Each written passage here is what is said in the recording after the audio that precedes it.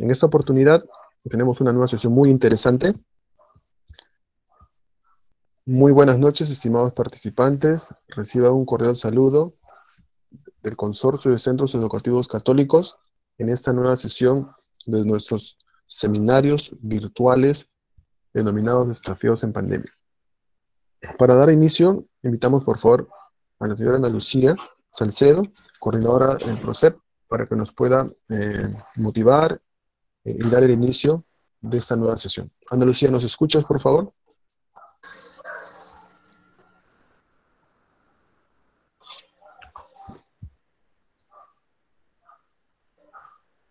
Ana Lucía. Buenas noches. Buenas noches. Buenas noches, Ana Lucía. Buenas Sí, noches. claro y fuerte. Bien, gracias, David. Buenas noches, queridos participantes. Reciban un saludo fraterno de nuestra directora pedagógica del Consorcio Centros Educativos Católicos.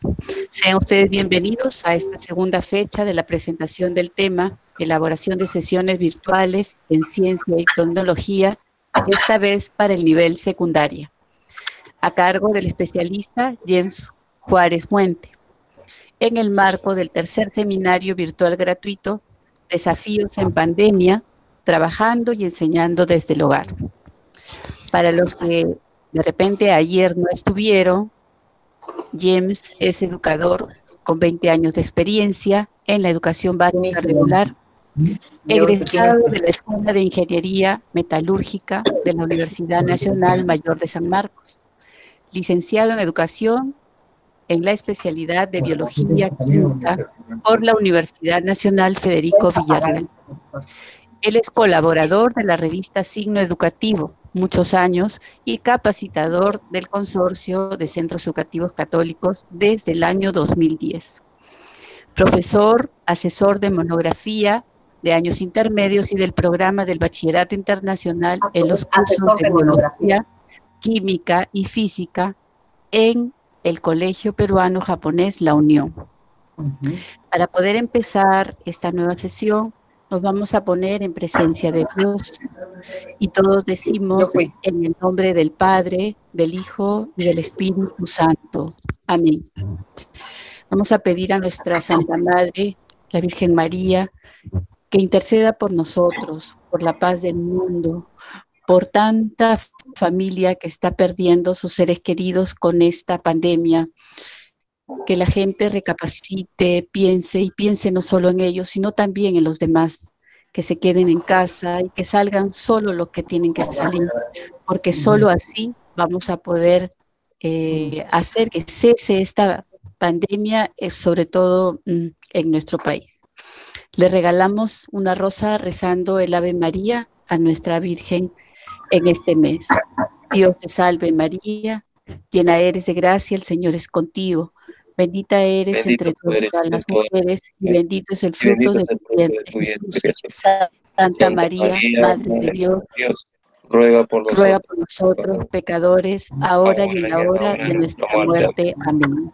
En el nombre del Padre, del Hijo y del Espíritu Santo. Amén. Bien, le doy pase entonces a nuestro especialista James para que inicie su sesión. Adelante, James. Gracias. Buenas noches con todos. Esta segunda sesión vamos a iniciarla con algunas instructivas. Primero, pedirles, yo estoy con la pantalla máxima, entonces no puedo verificar los chats. Entonces vamos a tener un orden en el trabajo. Yo calculo que esta sesión va a durar un promedio de media hora, máximo 35 minutos, y luego vamos a poder compartir algunas inquietudes o preguntas que ustedes tengan. Para que esto pueda fluir de manera en que todos podamos salir satisfechos, les pediría por favor que tengan apagados sus audios y lógicamente las cámaras, ya que eso puede generar alguna situación en la red. De todas maneras, al final, como es viernes, vamos a tratar de que esto pueda acabar de manera satisfactoria para todos y para todas. Agradeciendo ya de antemano su presencia y también diciéndoles pues que esto también es un esfuerzo del consorcio y un esfuerzo también de ustedes de estar acompañándome. Vamos a comenzar de la siguiente manera. El título es bastante atractivo, pero a la vez también es una realidad que hoy día estamos tratando de construir y de autoinstruirnos, ya que al ser un tema nuevo para nosotros y al haber sucedido en un momento en el cual no estábamos todos preparados, surgió la pregunta de cómo podemos hacerlo. Entonces, partiendo de esa pregunta, lo que yo les voy a proponer esta noche es un pincelazo de lo que podría ser una sesión virtual que puede ser aplicada en la escuela, y si es que ustedes ya desde ahora están haciendo sus programaciones o están reprogramando, esto es una propuesta, pero definitivamente pues tiene la particularidad de poder ser nutrida por sus experiencias y por las realidades de cada escuela en las cuales ustedes trabajan. Veamos en la primera diapositiva qué observamos en la imagen, ¿verdad? En la actualidad, muchos de nuestros estudiantes están estudiando en casa y de una otra forma se agencian de recursos para poder cumplir con las actividades que ustedes proponen en la vía virtual. Cabe destacar también, queridos profesores, que muchos de nosotros estamos adaptándonos a las nuevas plataformas, que cada escuela de una u otra forma está agenciándose, y este proceso de cambio y de adaptación definitivamente no es de la noche a la mañana. Por lo tanto, debemos un poco quitarnos el estrés y entender, y también ese es un pedido para los directivos, quienes dirigen la escuela, tener esa flexibilidad de entender al maestro en este proceso de cambio. Pero sí, vemos a dos estudiantes generando lo que nos dice la competencia 29 del currículo, ¿verdad? El trabajo autónomo, es decir, el trabajo autoinstructivo. Profesores de secundaria, ciencia y tecnología ha ido evolucionando en el tiempo. Quienes tenemos ya un grueso de años en la escuela, sabemos que hemos pasado por varias transiciones y por varios cambios. Definitivamente en la secundaria hay tres áreas básicas que se suelen enseñar, que en algunos casos están, como se dice, compenetradas, pero a la vez son ciencias exactas y son ciencias fácticas que de una otra forma también es factible poderlas enseñar de manera individual.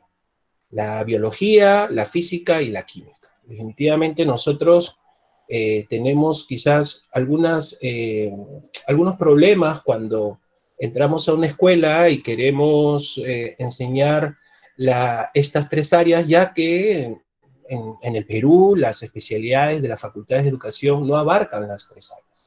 Comúnmente la biología y la química es una sola, y los profesores que tienen una licenciatura en matemática tienen como nexo la física, ¿verdad? Entonces a veces se suele dar en las escuelas que a los profesores de matemáticas se les da física, y bueno, a los profesores egresados de biología química esos cursos. Pero en los últimos años se ha generado la controversia de que los maestros de una u otra manera tengan que manejar las tres áreas. Eso es bueno, eso es malo. Desde mi perspectiva es un proceso de adaptación. No tenemos la culpa de que nuestras especialidades dentro de las universidades no tengan la especialidad de ciencias donde se puedan instruir con las tres áreas, pero de una u otra forma nos agenciamos para que de manera autónoma podamos suplir esa deficiencia. En los últimos años, las editoriales no han cambiado mucho su propuesta, siempre se ha enseñado desde primero a quinto de secundaria, lo que viene a ser el séptimo al 11º grado, las ciencias, ciencia y tecnología, los 2 primeros grados de secundaria, en tercero siempre se ha llevado la química, en cuarto la biología y la física en quinto. Pero hay escuelas que de una u otra manera han tratado de suplir eso, enseñando estas tres áreas desde el primer grado de secundaria. Comúnmente las escuelas preuniversitarias, que en los años 90 generaron un revés en las escuelas religiosas, en las escuelas privadas, ya que su propuesta estaba encaminada a que los estudiantes puedan superar cualquier examen de admisión de cualquier universidad pública o privada en el Perú. Pero hay que destacar también que dentro de este proceso de cambio y evolución que ha sufrido nuestra área, muchos de nosotros nos hemos visto en la necesidad de asumir ciertos roles para poder clarificar y de esa manera también superar los retos que demandaba en ese momento las necesidades que eran más que todo de los padres, de que el alumno tenga una preparación muy encaminada en el área de ciencias, ya que muchos estudiantes tenían el reto o el deseo de estudiar medicina. Y quienes somos sanmarquinos sabemos que para ingresar a San Marcos, a Villarreal, en medicina, pues sí es un puntaje muy alto y siempre los chicos tenían esa necesidad. La mayor parte de editoriales, sus propuestas son muy buenas, no voy a hablar de ninguna en especial, pero en realidad ahora que tenemos acceso a recursos, nos damos cuenta que las tres van encaminadas en lo mismo, cada una con su respectivo estilo. En la siguiente diapositiva, como para un poquito relajarnos, quienes tengan la posibilidad de entrar al Kahoot, que es una plataforma virtual que la podemos tener en el teléfono, podamos ingresar al buscador, como acá está indicando en la diapositiva, y poder ingresar este PIN para responder un pequeño test de 4 a 5 preguntas que nos van a hacer recordar un poco lo que es la esencia de nuestra área, ¿no? Preguntas muy puntuales. Definitivamente yo les sugiero, para no perder mucho tiempo, que si desean en casa lo hacen, o mientras se está dando la exposición, ustedes puedan probar de ingresar y poder jugar este juego interactivo que es bastante interesante y que es una herramienta que la pueden utilizar como parte del inicio de su sesión con sus estudiantes, ya que la mayoría de los estudiantes, hablemos un 60, un 70%, según las cifras del gobierno, tiene acceso a un móvil. Sigamos por aquí. Para entrar al Kahoot hay que seguir estos pasos. Se entra al buscador, te va a botar esta página donde tú vas a poder hacer clic y si te sale esto de aquí, tú tipeas este número, este código que está acá, este PIN, y te va a ingresar a un juego de algunas preguntas que por velocidad y una u otra forma lo van a poder realizar. Dicho esto, vamos a continuar. Bueno, acá está el PIN del Kahoot, correcto. Si se animan a jugarlo, lo pueden hacer durante el transcurso de la charla.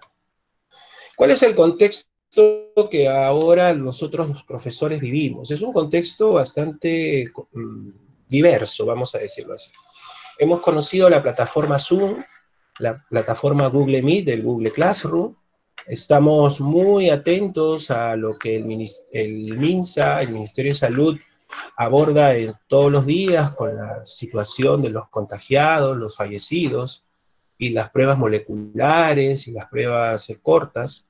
Ya forma parte de nuestro idioma. También la plataforma Aprendo en Casa, que es un esfuerzo del gobierno por salvaguardar el año escolar, ya que el pedido de la población en algún momento asustó a los maestros, ya que pedían que el año escolar se suspendiera.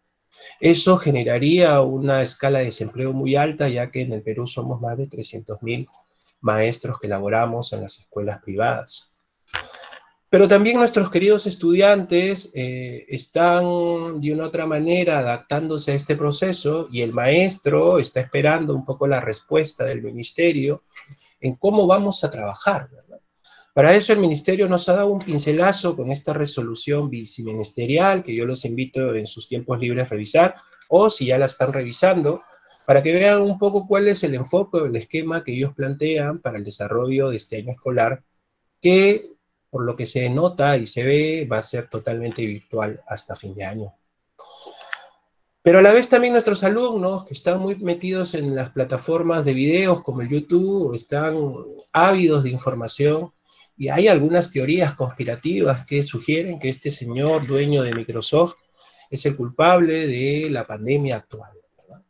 Pero también muchos de los adolescentes entre 12 a 16 años, que son las edades promedio en que nuestros alumnos se encuentran, ven una serie llamada Alienígenas Ancestrales, que cuando de una u otra manera nosotros como colegio católico podemos estar quizás un poco en contra de las ideas o hipótesis, pero desde la perspectiva científica los hace pensar y les genera ese juicio crítico. Una de las bases de nuestra área definitivamente es la indagación y la alfabetización.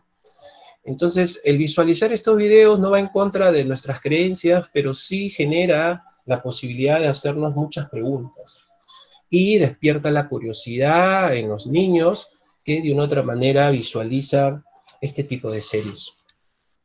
Ese es nuestro contexto actual y partiendo del contexto vamos a poder ir discerniendo lo que el día de hoy les quiero mostrar.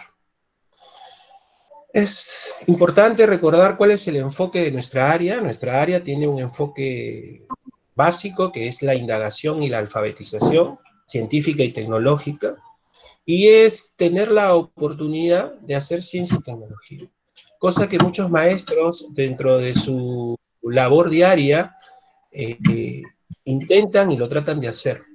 En algunos casos hay escuelas que tienen la ventaja de poder tener un laboratorio en el cual ellos pueden desarrollar una serie de prácticas, propuestas en los libros de textos o en algunos casos, por el trabajo investigativo de los docentes, pueden generar estas prácticas que ayudan un poco a que el curso no solamente sea teórico, sino que también abarque la práctica, que es muy importante, y que de una u otra manera en sus estudios posteriores universitarios no puedan tener ningún tipo de dificultad. Entonces, el enfoque del área, o el enfoque de nuestra área, es la indagación y la alfabetización. Eso hay que tenerlo claro y hay que recordarlo. También hay que tenerlo presente. Voy a hacer un pequeño stop, porque no sé si es mi equipo lo que está sonando o hay algún audio prendido. Les voy a pedir por favor que revisen si es que es eso y si me avisan para poder corregirlo. Dentro de lo que es nuestro trabajo hay que tener en cuenta un poco lo que son las competencias que tiene nuestra área. Nuestra área es ciencia y tecnología. ¿De acuerdo? Nuestra área de ciencia y tecnología abarca 3 competencias. Y estas 3 competencias se trabajan de manera transversal y a la vez también se trabajan de manera directa y son casi obligatorias. En los primeros años en que se propuso desde el currículo por competencias, hubo muchas dificultades en muchos maestros en cómo poder aplicar esto que nos planteaban. Y hasta ahora, a pesar de la vicisitud y el cambio que ha existido, aún nos cuesta mucho. Es más, debo reconocer que en los cursos que se ha dictado en el consorcio de los últimos 7, 8 años, se ha tratado de generar las soluciones frente a esta propuesta que el ministerio nos da y que de una otra manera no es ni buena ni mala, pero sí es algo que nos va a demandar un tiempo poder adaptarlo. Indaga mediante métodos científicos para construir conocimientos, siempre ha estado relacionado al tema de en la práctica de laboratorio. Entonces, yo recuerdo muchos maestros que me decían, yo le voy a evaluar a mi alumno que ha hecho bien su práctica de laboratorio en esta competencia, ¿verdad? Y le voy a poner una nota. Y generaban una serie de registros de evaluación muy, muy interesantes, pero de una u otra manera, poder enfocar esta área implicaba también tener la factibilidad de tener materiales a la mano y que los alumnos también los tengan. Desgraciadamente no es una realidad al 100%, pero sí felicito el esfuerzo de muchos maestros que de una u otra manera se agenciaban reactivos, materiales para poder trabajar esta competencia. La competencia está más relacionada al desarrollo de los campos temáticos, que como bien sabemos tienen un estándar de menor a mayor grado, y que los campos temáticos son iguales, pero que se van nutriendo en el camino hasta que el estudiante pueda lograr el desempeño que se espera. Y una de las competencias que ha tenido quizás mayor dificultad de poder ser aplicable es la competencia diseña soluciones tecnológicas, ¿verdad? Que en algún momento tenía el título tentativo de prototipos. Y siempre había una discusión por parte de los maestros si considerar que hacer una maqueta era evaluar esta competencia. Y yo siempre le he aclarado a los maestros, dentro de la formación que hemos tenido y todas las capacitaciones que yo también tengo fuera como como persona autoinstructiva, es el hecho de que una maqueta es una herramienta, más no es en sí la competencia, no apunta a la competencia. La maqueta o la construcción de una maqueta no necesariamente es el resultado de que el alumno logre esa competencia. Es una herramienta que le sirve para demostrar la solución al problema que se planteó al inicio cuando determina una alternativa de solución frente a la situación significativa que se ha planteado. En la siguiente diapositiva está un poco el pasado. Es importante ver el pasado para aprender y generar soluciones en el presente. Este folleto de rutas de aprendizaje, desde mi perspectiva, lo he leído y es un excelente manual que nosotros podemos bajarlo del internet y que de una u otra manera nos da luces de lo que es nuestra área desde la perspectiva de las competencias. Y en algún momento, en este manual, las competencias de ciencia y tecnología no son como el currículo actual, está de esta manera, donde se daba hincapié al juicio crítico, pero el Ministerio consideró, dentro de lo que fue la evaluación de este proyecto, poder suprimir esta competencia y esta capacidad, pasarla a la competencia explica. Bueno, son propuestas del gobierno, las cuales nosotros como docentes de una otra manera podemos estar a favor o en contra, pero lo importante es sumar por el beneficio de nuestros estudiantes.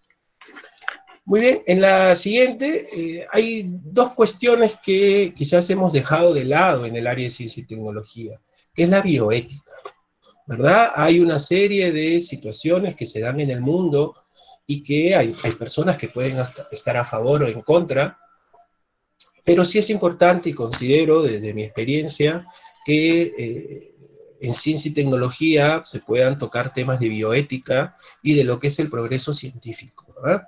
Porque de una u otra manera los chicos, la química, la física y la biología que se imparte en los 5 años de secundaria, no necesariamente todos van a ser médicos o ingenieros, y de una otra manera sí es importante que tengan un juicio crítico frente a situaciones o a problemas que se puedan generar en el camino. Entonces, sí, siempre es importante poder tocar temas de bioética y de progreso científico con nuestros estudiantes en el aula. Y en la etapa virtual, mucho más aún, porque ellos tienen acceso en tiempo real a poder visualizar recursos digitales o videos referidos a los temas que plantean.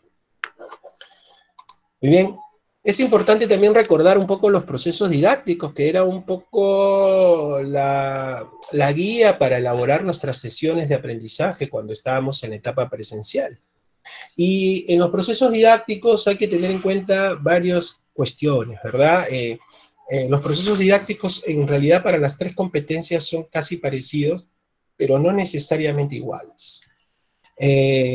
Definitivamente, en este esquema que te estoy colocando, todos parten del planteamiento de un problema. Definitivamente, la resolución de un problema en ciencia es importante. Entonces, todos parten del planteamiento de un problema y como segundo paso tienen el planteamiento de una hipótesis, a excepción de la competencia diseña, que tiene como segundo punto el planteamiento de soluciones. Es decir, en la competencia diseña no se hace una pregunta para ser verificada, sino ya plantean una solución al problema.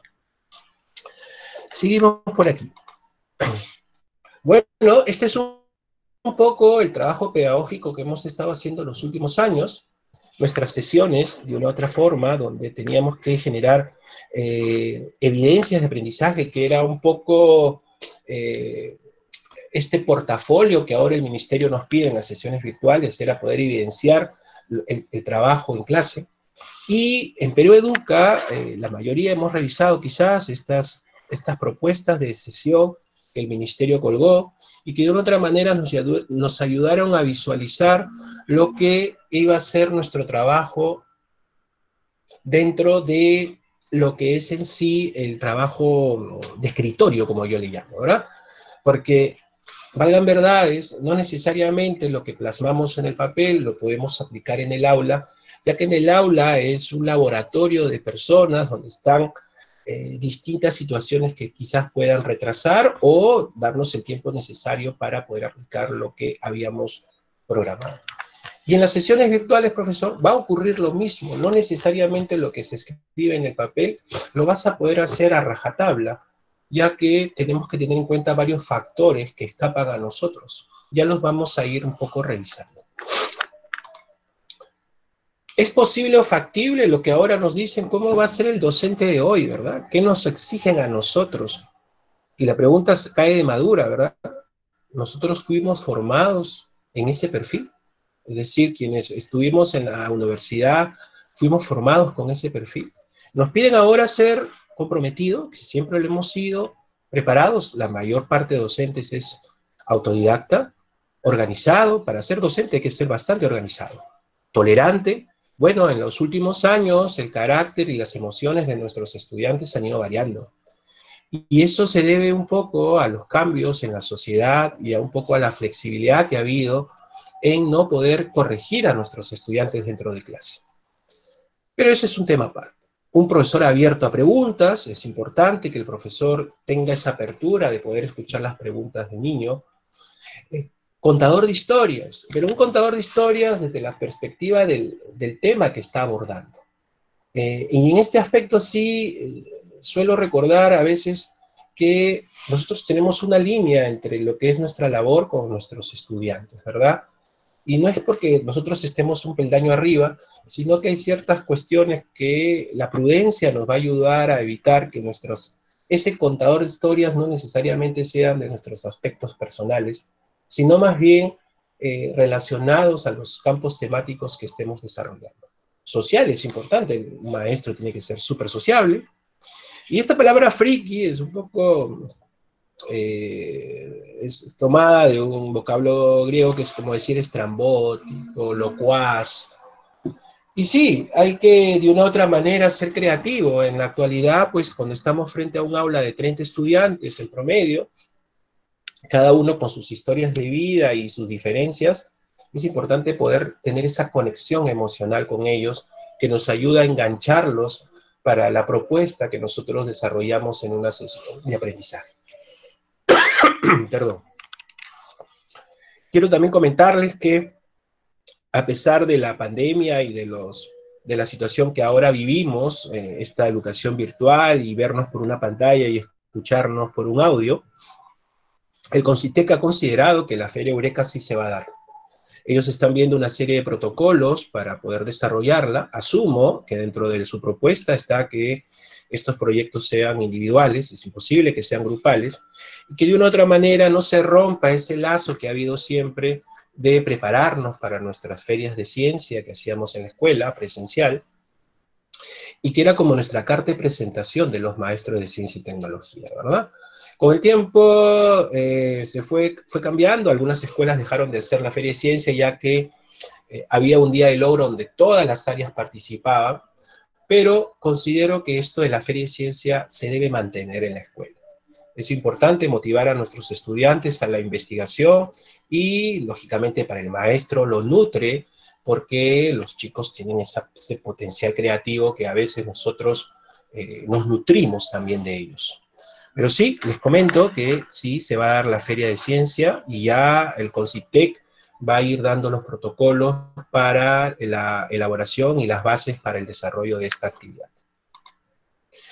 Algunas páginas que para nosotros los maestros es importante ir explorando. Yo les voy a dar algunas recomendaciones desde mis perspectivas. Asumo que ustedes también tienen sus páginas preferidas, pero supongamos en lo que se refiere a recursos en el tema de biología, yo recomiendo esta página que están visualizando, donde hay una serie de recursos en PowerPoint y ejercicios contextualizados que los podemos ir adaptando, no dejando de lado la probidad académica de referenciarlos, ¿de acuerdo? Cuando nosotros utilizamos cualquier recurso que es libre, siempre debemos referenciar imágenes o párrafos utilizando APA o cualquier medio que ustedes consideren. Pero Biología de Segundo de Bachillerato, que es una página de España, es una muy buena página que yo recomiendo para los maestros que enseñan biología. BioNinja es también una página, está en inglés, algunos buscadores la traducen, pero tiene muy buenos recursos en imágenes y en gráficos que nos podrían un poco ayudar en el trabajo de la elaboración de estas diapositivas que ahora forman parte de nuestro quehacer diario. BioNinja a la vez también es una página dirigida para los maestros del bachillerato internacional, pero es abierta a la educación básica regular. No es exclusiva del bachillerato, tiene muy buenos recursos y se las recomiendo también que en sus tiempos libres la puedan revisar y poder extraer los recursos que ahí son muy fáciles de copiar, pero siempre teniendo como punto de partida la probidad académica. Si queremos un poco hacer simulaciones de laboratorios de química, les recomiendo esta página, que es PET, de la Universidad de Colorado, donde hay algunos, no hay todos los recursos, ni todos los campos temáticos abarque la química, pero hay ciertos recursos que quizás nos podrían ayudar a apuntar a la competencia indagada, que ahora, por la situación en que estamos viviendo, se nos va a hacer muy difícil poder estar en un laboratorio con nuestros chicos, explorando, investigando, trabajando con ellos nuestras fichas de laboratorio que con tanto ahínco las preparamos. Al igual que en química, en física, también esta página tiene bastantes simuladores que de una u otra manera pueden ayudar en el trabajo de lograr el desempeño frente a un campo temático que estemos abordando. También quiero hacer hincapié que no todos los campos temáticos los vamos a abordar, ni todas las competencias las vamos a trabajar al 100%, ya que vamos a tener que hacer un pequeño edición de algunas de las capacidades y apuntar a ciertos desempeños y propósitos de aprendizaje específicos. Ese es un trabajo que yo lo recomiendo hacer en equipo, no puede ser de manera individual, tienen que sentarse los 5 maestros de ciencia y tecnología, o los que estén a cargo de la educación secundaria, a poder elegir una cadena que tenga una secuencialidad y pueda lograrse que este año, pues, el aprendizaje no se vea disminuido por las circunstancias que hoy estamos padeciendo. Y la pregunta cayó. Luego de ver un poco el contexto, de haber visto un poco la realidad en que nosotros nos desenvolvemos, la pregunta es ¿cómo elaboramos una sesión virtual, verdad?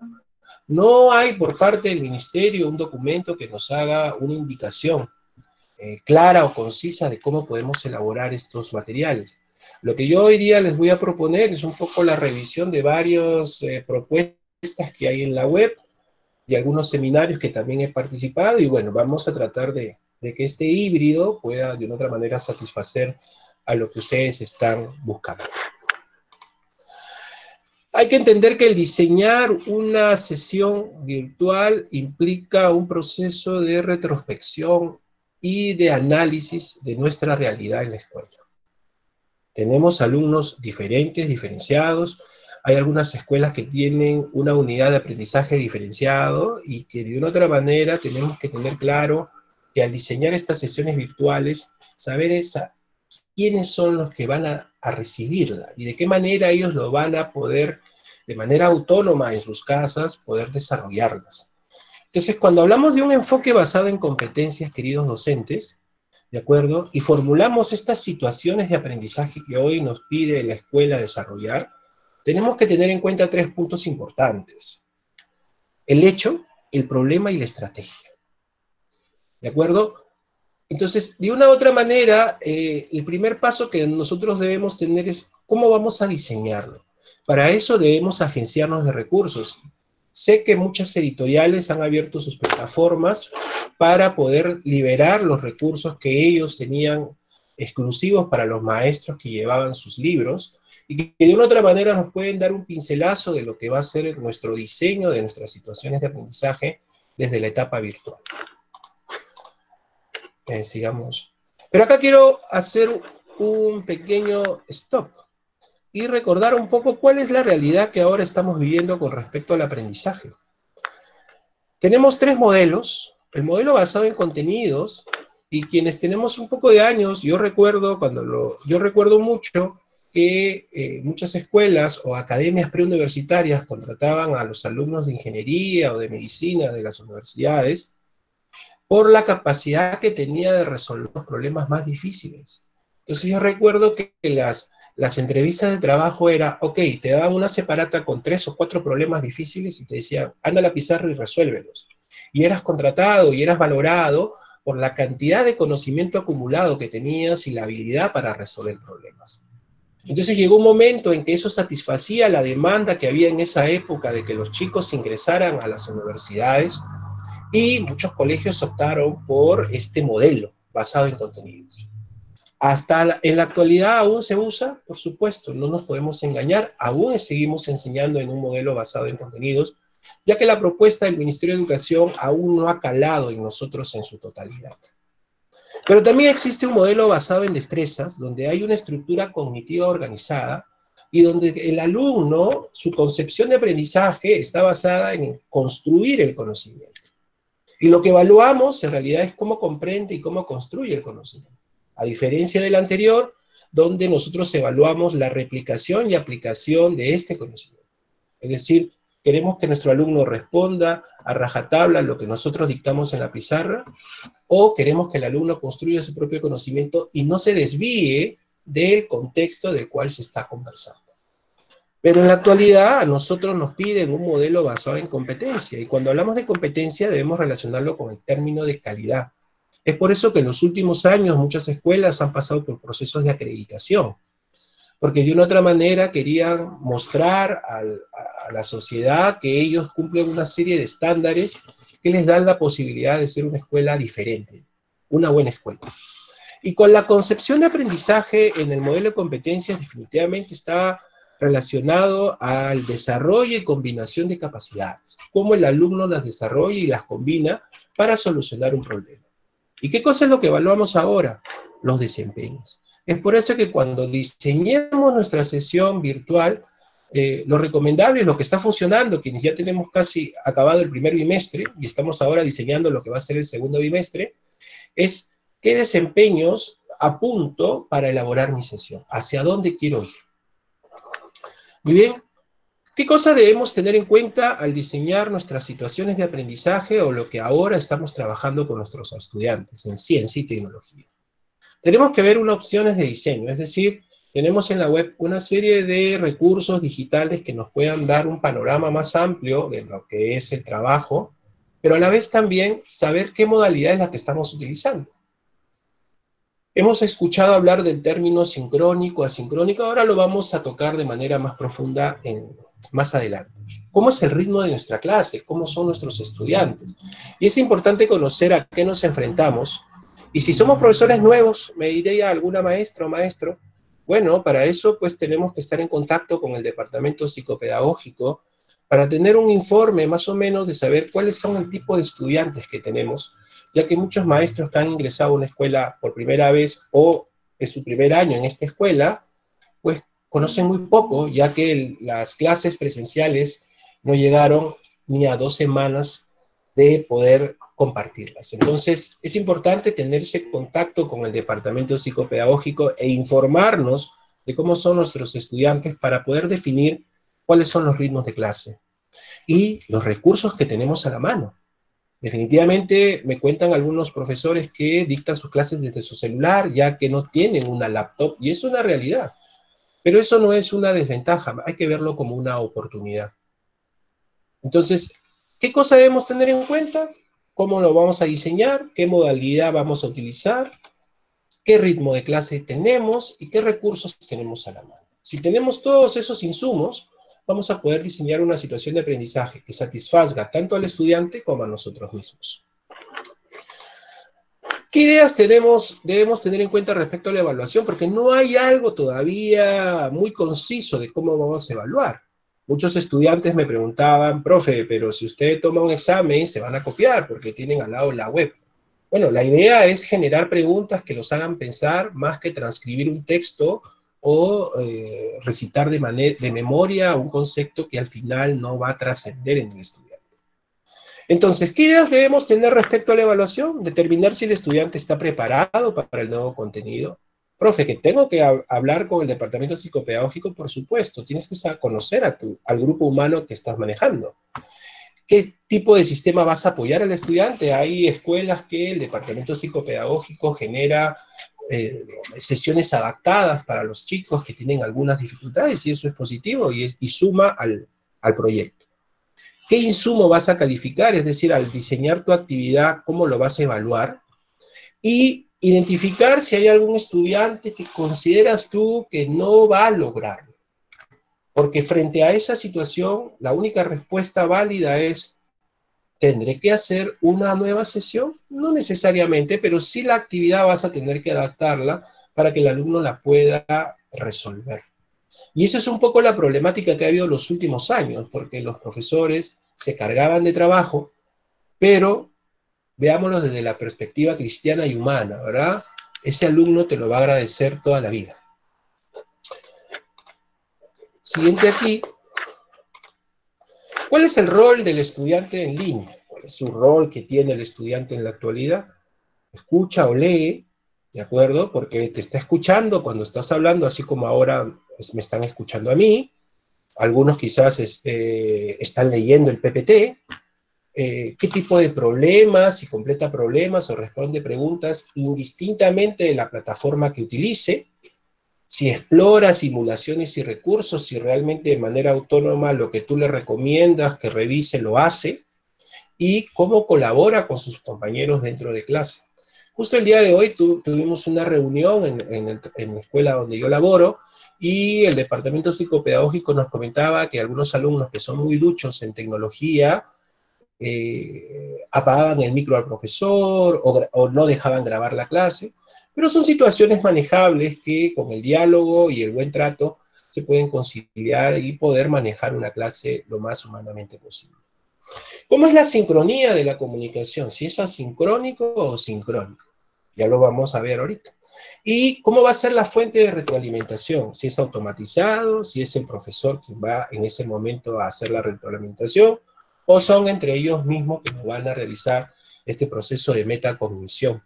Pero acá hay que tener presente dos cosas. La mayor parte de estudiantes que te manda su tarea por la plataforma que tú utilices, está esperando una respuesta, está esperando que tú le respondas el correo o le respondas con una calificación el producto que él te está mandando.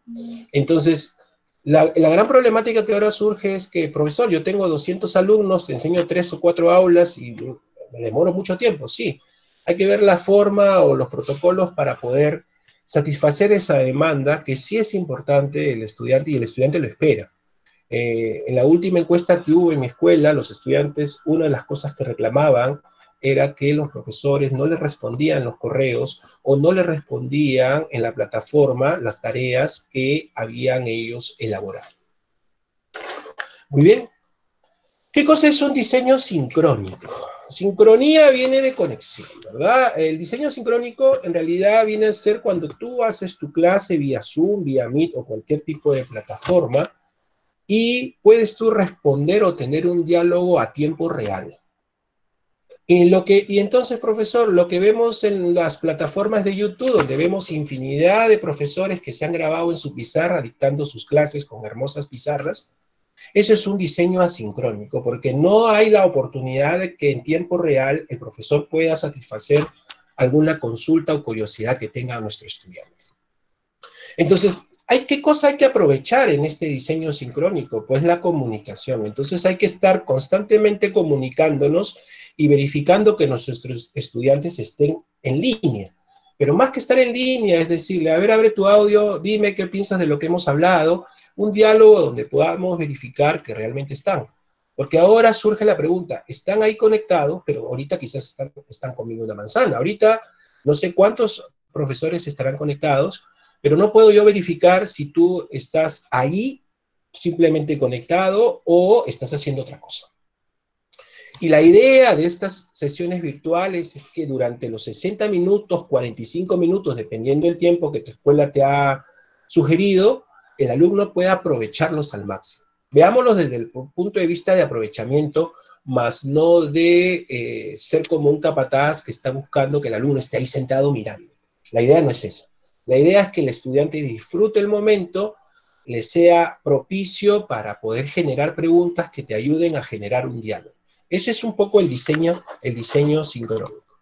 En cambio, la sesión asincrónica y todas las sesiones que vamos a elaborar, y es la propuesta, tiene que tener 3 momentos claves.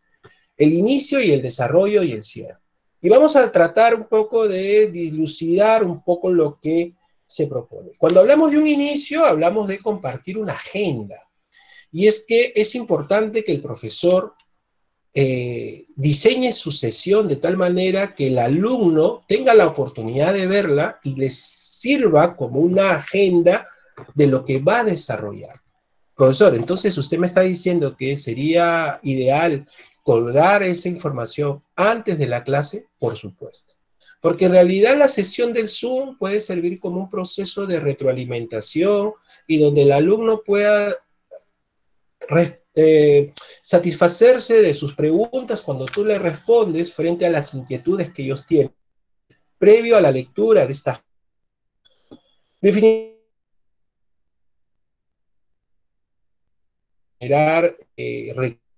Que el alumno lo enganche al tema que tú estás proponiendo, y el desarrollo de la sesión tiene que ir indistintamente, tiene que tener un propósito. Entonces, cuando tú desarrollas un propósito frente a tu situación de aprendizaje, vas a tener la oportunidad de que el alumno capte lo que tú estás proponiendo, y lo ideal, en este plano ideal que estamos hablando, el alumno pueda de manera autónoma investigar mucho más del resumen o de lo concreto que tú le has brindado. Y el cierre siempre tiene que estar dado por la corrección de los trabajos o tareas que tú propones. Por lo tanto, yo te sugiero, porque a veces hay muchas quejas de los padres que les dejan muchas tareas, que estas actividades sean puntuales y sean cortas, que no le demanden al alumno más de una hora poder desarrollarlas. ¿Cuáles son las recomendaciones para esta fase? Que es la fase que estamos desarrollando comúnmente, porque nosotros muy pocos grabamos videos. Principalmente las maestras de primaria graban videos, porque es muy difícil tener al niño sentado frente a una máquina más de media hora.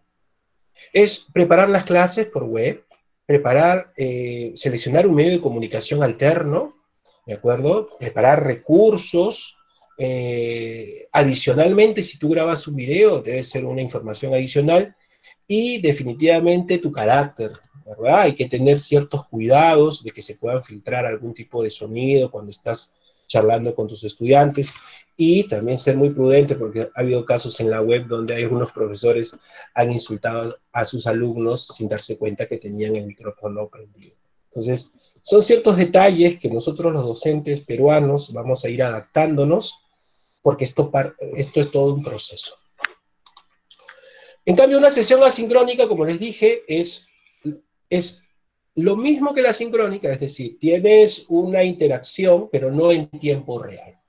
Entonces, la mayor parte de maestros quizás considera desarrollar una serie de videos en YouTube que le da el link a los chicos, y los chicos lo pueden ver en el tiempo que ellos consideran poder verlo. Nosotros no podemos generar al alumno el estrés de que tenga que hacerlo en cierto momento, hay que ser flexibles, ya que debemos recordar que muchos de nuestros estudiantes están siendo monitoreados por sus padres. Y una de las cuestiones que ahora se está evidenciando, valgan verdades, es que muchos padres están siendo nuestros mayores evaluadores del trabajo que realizamos.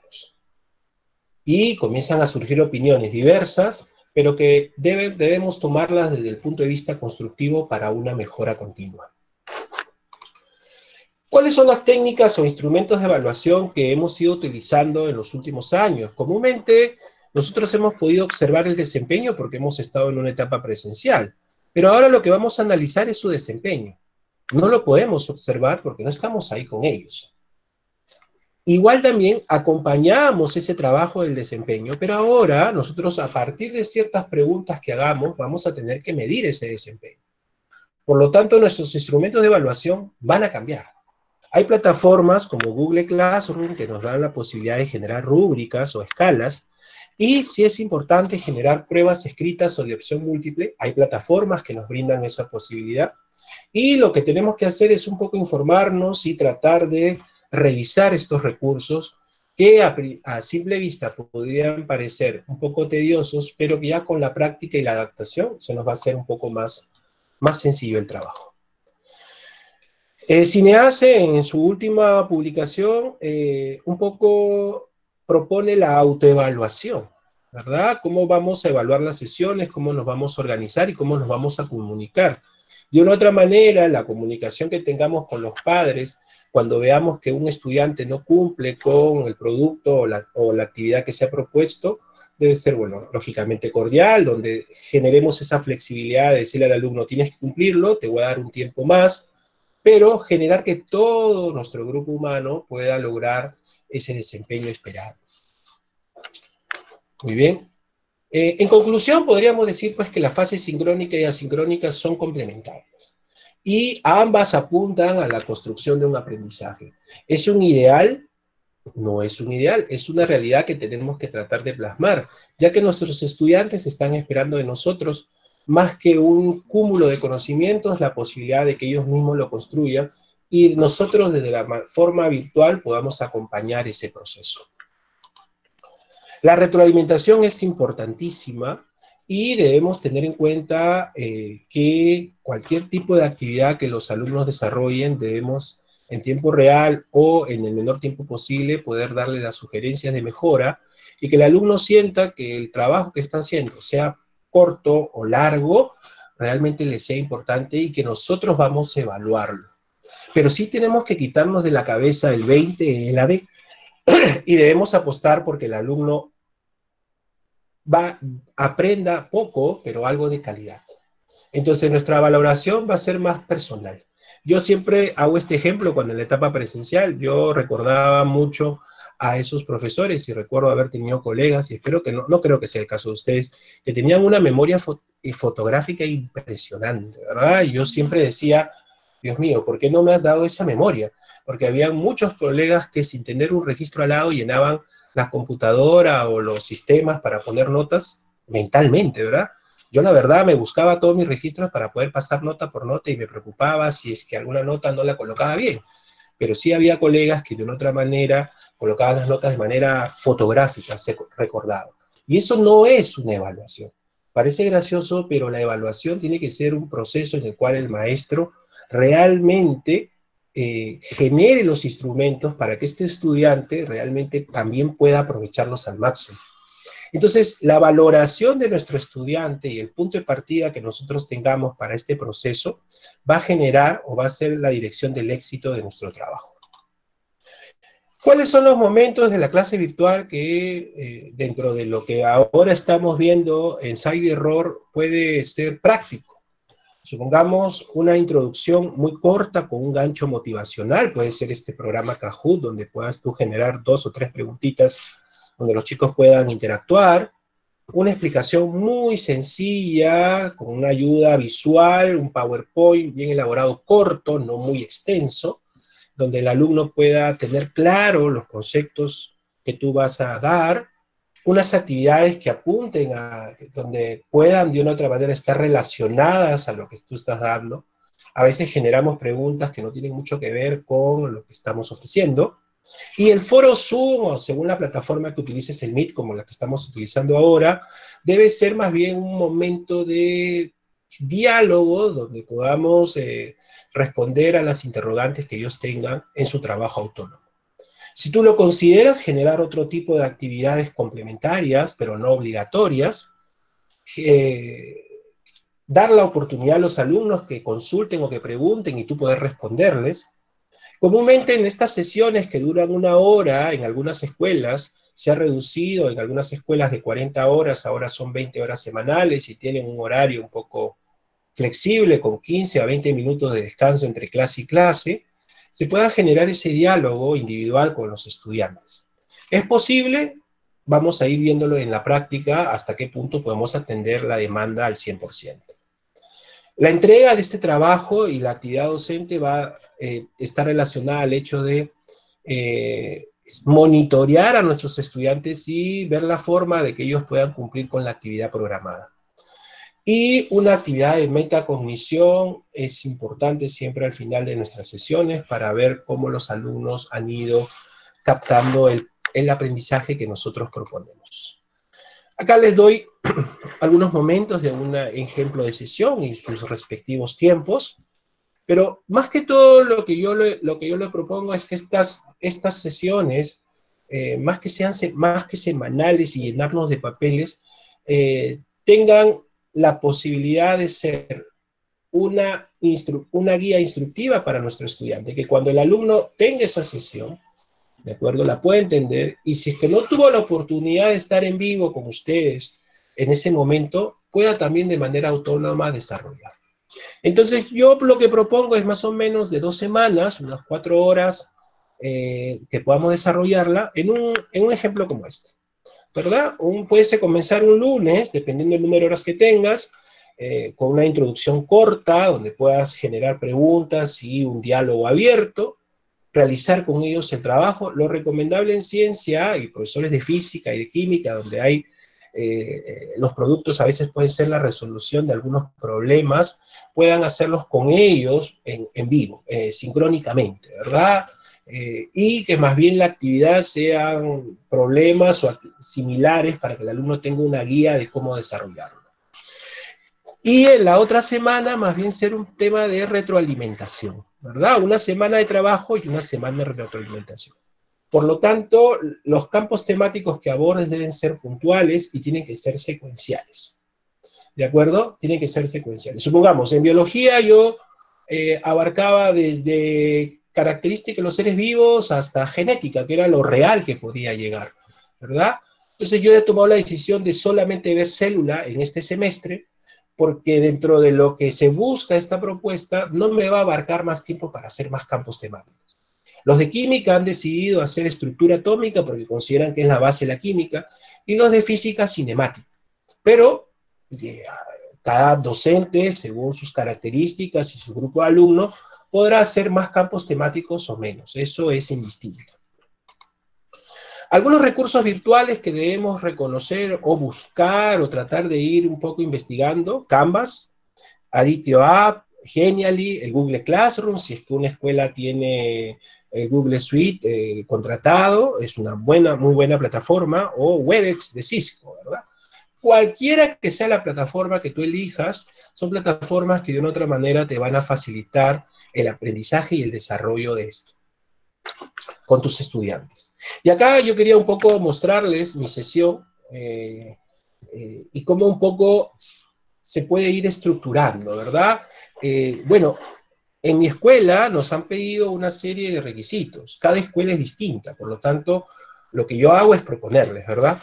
Pero supongamos yo voy a trabajar 3 sesiones en una semana, cada una apuntada a un desempeño, pero un desempeño específico y corto, donde inicialmente genero una serie de actividades muy cortas que van apuntadas al desarrollo del tema y al trabajo autónomo del alumno.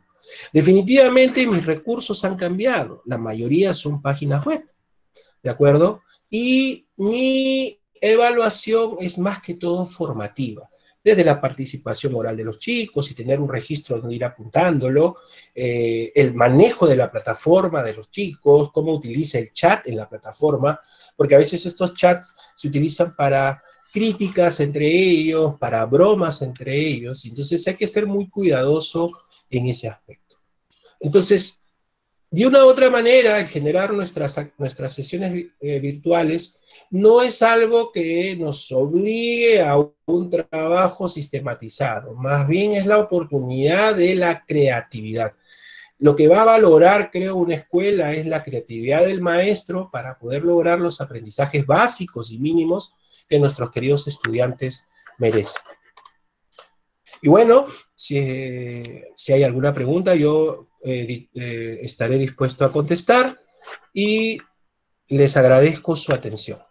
Muchísimas gracias.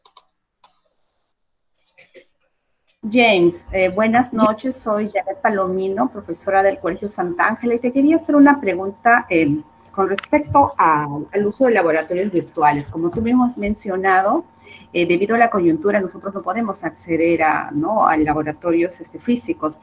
Dime, nos has mencionado varios, de repente en tu experiencia, ¿cuáles serían los desempeños de repente que se podrían esperar en el caso del uso de estos laboratorios virtuales, ¿no? ¿Cuál ha sido tu experiencia? Muy buena pregunta, y te lo voy a ayudarme de esta lámina ¿de acuerdo? De aquí. Mira, tenemos que entender que la competencia indaga, querida docente, no está necesariamente relacionada a la parte experimental. También está relacionada a la investigación, en el caso de la elaboración de un trabajo, investigación, un ensayo, una monografía. Entonces, si no tenemos esa posibilidad de tener un laboratorio físico y quizás el laboratorio virtual nos cuesta un poco adaptarnos, para poder evaluar esta competencia, debemos tratar de desarrollar con ellos quizás cómo podemos elaborar una monografía argumentativa, no, una monografía que nos apunte a la conclusión de conceptos o temas que sean importantes para ellos. Es decir, yo no voy a poder programar todas estas capacidades en mi sesión virtual, pero supongamos, sí puedo programar esta competencia con esta capacidad de generar y registrar datos. Porque hay pequeños laboratorios virtuales en la web donde sí puedes registrar datos, quizás en una plataforma Excel o en otra. Entonces, no es tanto el hecho de cómo trabajarlo, sino cómo lo puedes tú abordar con el estudiante. Porque quizás en tu escuela, supongamos sea el caso, te van a pedir trabajar y el ministerio en la resolución te pide trabajar todas las competencias, pero sí está siendo muy flexible en el caso de las capacidades. Entonces, el laboratorio virtual, de acuerdo, es una herramienta, pero si tú estás apuntando a la competencia indaga, no necesariamente tiene que ser un laboratorio como en sí lo conocemos. Ok, gracias. Disculpa, de repente algo más que te podría preguntar. Sí, entiendo que el enfoque del área es un enfoque indagatorio, pero definitivamente hay ciertos aspectos que sí, por ejemplo, cuando un chico que quiere ver células o algo, hay ciertos laboratorios que tienen microscopios y que nosotros podemos hacer esas observaciones que ya están definitivamente, ¿no? Ya planteadas en los laboratorios. Ayuda mucho, pero sí el tema de realizar una investigación de tipo, digamos, cualitativa, como tú me mencionas, estaría, digamos, hasta cierto punto apoyándose en este tipo de coyuntura que nosotros tenemos, ¿no? Y me parece perfecto. Muchas gracias. Ok, muy amable de su parte. ¿Alguna otra consulta? Sí, James, buenas noches. Una consulta, mira, bueno, te escuchaba hablar bastante sobre el aprendizaje significativo de nuestros chicos, ¿no? Tratar de aprovechar el tiempo corto que tenemos, que es de 1 hora, ¿no? Según directiva, resolución. Pero entonces, yo no quiero mencionar el nombre de mi colegio, pero a mí me exigen trabajar 2 sesiones diarias. En ese tiempo, en esa hora, hora y media, cosa que no estoy de acuerdo, pero lo tengo que hacer. Entonces, no sé en verdad cómo hacerle entender, pues, ¿no? A mi directora, de que no es lo correcto, porque no se trata del niño darle cantidad, o sea, de darle todo, ¿no? Su pura teoría, sino que justamente si estoy usando la plataforma Zoom es para interactuar con ellos, como tú dices, ¿no? Para escucharlos, sus preguntas, para de repente retroalimentar algo, pero no sé, la verdad se me hace muy difícil trabajar esas 2 sesiones y bueno, yo personalmente estoy siguiendo los procesos de las áreas, pero se me hace muy difícil. No sé cómo me podrías orientar o cómo podría ser en todo caso. Muy bien, gracias por tu pregunta. Mira, primero, ¿cómo se llama? Te diré que en mi caso son 3 y semanales. Pero bueno, mira, yo te doy una sugerencia. Supongamos, yo estoy trabajando un poco la biología desde la perspectiva de partir de una pregunta que les ayude a los estudiantes a investigar en la web. Pero este proceso no lo puedo hacer en una sola sesión. Por eso voy a volver a la lámina donde yo te presentaba mi unidad, que es lo que hemos desarrollado, o lo que yo he desarrollado, y quiero un poco mostrarte esto, ¿verdad?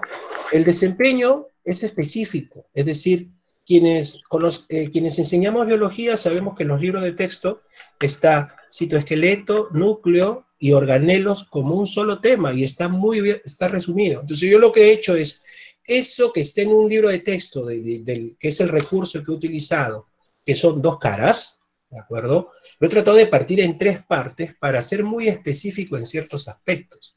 Entonces, si yo me pongo en tu caso, querida maestra, yo lo que te recomendaría es de que trataras de que, sí, como tú bien dices, hablaras con tus directivos para poder generar el diálogo en que entiendan que la plataforma Zoom es para la interacción, para preguntarles a los chicos cómo están y cómo ellos están trabajando de manera autónoma.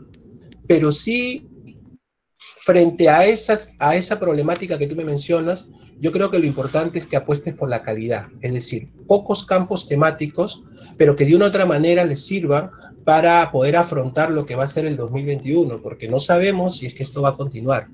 Pero sí, coincido contigo en ese aspecto de que tú puedas elegir campos temáticos cortos y que los puedas desarrollar en amplitud durante una o 2 sesiones. Gracias, James. Ok. Buenas noches, una consulta. Hace un momento mencionaste que sí, que debemos de trabajar todas las competencias. Sin embargo, en el momento de hacer la reprogramación, nosotros teníamos que analizar y priorizar, ¿no? ¿Qué competencias o qué capacidades trabajar? Según tu opinión, ¿necesitamos trabajar todas las capacidades o podemos trabajar? Creo que va más precisa la pregunta. ¿Se puede trabajar todas las capacidades de las competencias según tu experiencia? Muy buena pregunta. Bueno, las competencias tienen que trabajarse, pero no todas las capacidades. Por eso es que cuando yo me vine a esta lámina, donde yo les mostraba lo que es nuestra realidad, que hemos trabajado en la etapa presencial, yo les comentaba, ¿verdad? En Indaga no tengo un laboratorio, entonces, ¿qué puedo hacer? Bueno, la elaboración de un trabajo de investigación o enseñarles a referenciar un libro, a buscar información en la web que tenga que ver con ciencia.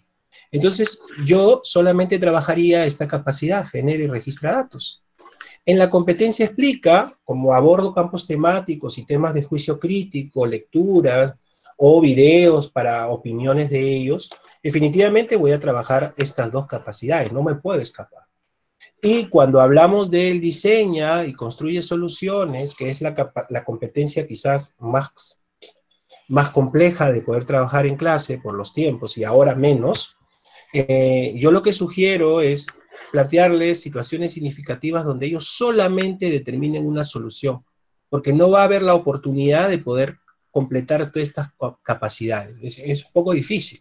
Es más, cuando se propuso en algún momento, y quizás te va a ocurrir, yo propuse en una sesión de biología que ellos vean la germinación de una semilla con frijoles, un poco más, y mi coordinadora me jala las orejas porque los padres inmediatamente llamaron para decir que no es posible, que por qué no tienen materiales y no pueden salir.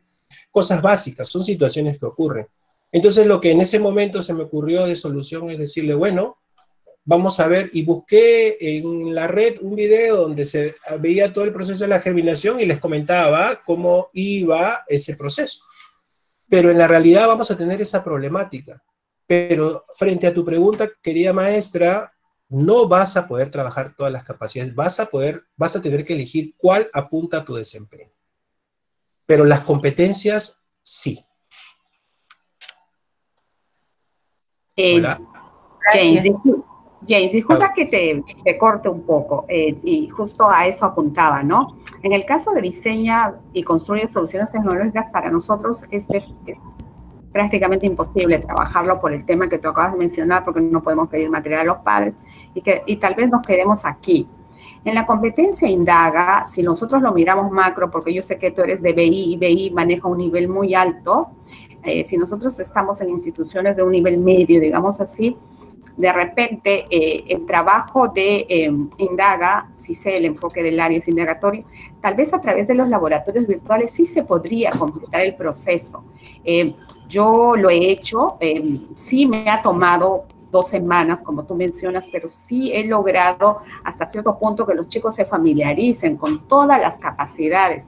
Definitivamente pienso que se podría dar énfasis en una o dos capacidades, no sé qué opinas, porque tú tienes bastante experiencia en esto, pero sí creo que se podría trabajar esas capacidades, por eso te preguntaba con el tema de laboratorios virtuales, no hay una secuencia más o menos que nos puede invitar a la problematización e ir variando un poquito, no sé qué opinas. Gracias. Sí, en realidad quiero un poco aclarar que cuando cuando te comentaba la respuesta, era la solución frente a no tener ese acceso a un laboratorio virtual. Pero definitivamente si tú trabajas en un laboratorio virtual, tienes que trabajar las 4 o 5 capacidades que apunta la competencia. Pero ¿qué ocurre cuando un profesor no tiene esa accesibilidad o su grupo humano no lo tiene? Entonces, sí considero que el docente va a tener que estar en este proceso de ensayo y error, qué funciona y qué no. Porque también hay que partir, querida maestra, del hecho de que muchos de nuestros estudiantes no tienen todos los recursos que nosotros quisiéramos de una u otra forma trabajar. Ahora, las competencias, el ministerio está siendo muy flexible y está dando la prioridad al docente de poder elegir qué competencias y qué capacidades trabajar. No es algo que nos obligue, pero si tú dentro de tu experiencia has logrado trabajar todas las capacidades de una cierta competencia, entonces quiere decir que has logrado que tus estudiantes puedan el campo temático abordarlo y poderlo entender de mejor manera que un alumno que no va a tener esa oportunidad.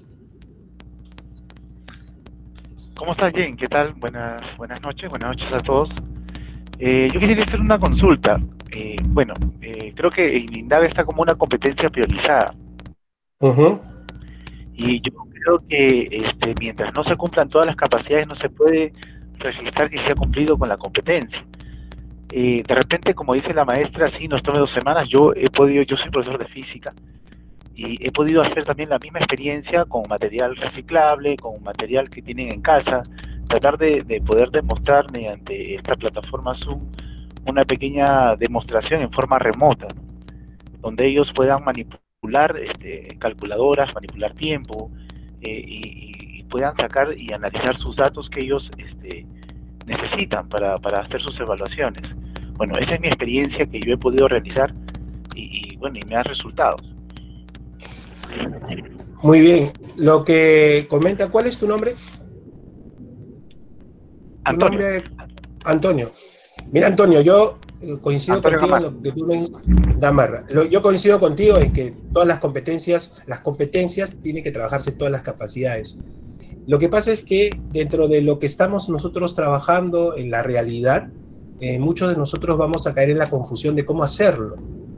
Y definitivamente va a depender mucho del grupo de estudiantes que nosotros tengamos. Ahora, yo no estoy diciendo en cierta manera que no se trabaje en todas las capacidades, pero para ciertos campos temáticos específicos, definitivamente hay ciertas capacidades que nos van a ayudar un poco más a visualizar por el tiempo reducido que tenemos. Ahora, dependiendo de cada escuela, como tú mismo me comentas, has tenido 2 semanas para poder desarrollarlo, pero en la pregunta que anterior, o la que estaba antes, la maestra me comentaba que esa era la dificultad, ya que ella tenía que elaborar sesiones, 2 o 3 sesiones por semana. Pero bien, si has podido trabajarlo de esta manera, también va a depender mucho cómo lo has enganchado. Entonces quizás el secreto del éxito de esta propuesta que tú estás comentando es el gancho motivacional que tienes con tus estudiantes. Muy bien. Bueno, de todas maneras, siendo las 9:43, yo les agradezco su atención. Gracias. Y durante este tiempo quisiera de todas maneras compartir con ustedes el hecho de que siempre en signo escribo y siempre estoy atento a las sugerencias.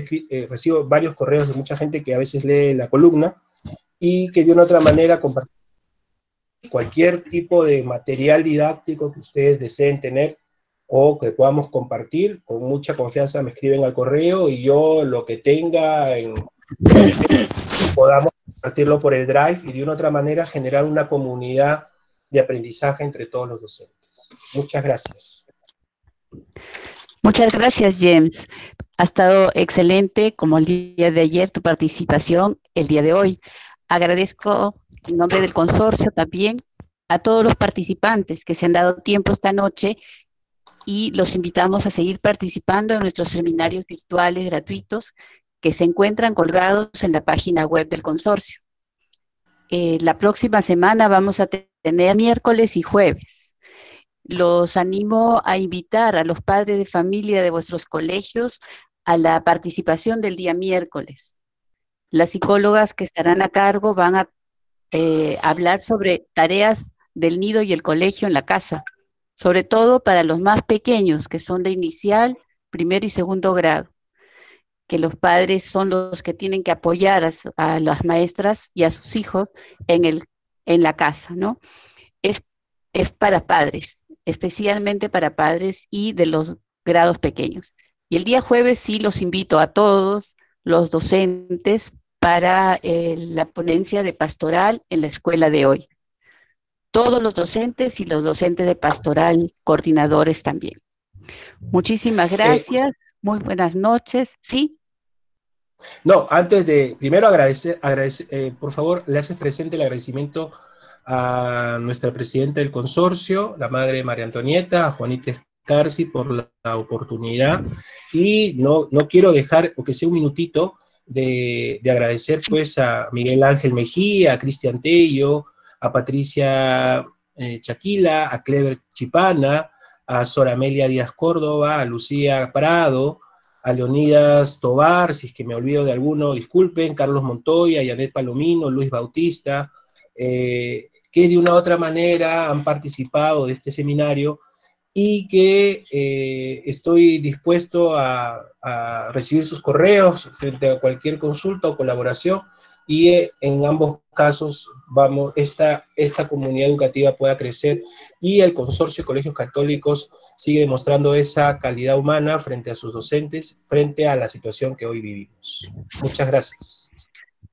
Gracias. Que tengan muy buenas noches, un lindo fin de semana. Por favor, cuídense mucho, cuiden a sus familias, no salgan. Cuidémonos para terminar con esta pandemia. Buenas noches. Gracias, buenas noches. Sí, bien. Muchas gracias, buenas noches. Gracias, buenas noches.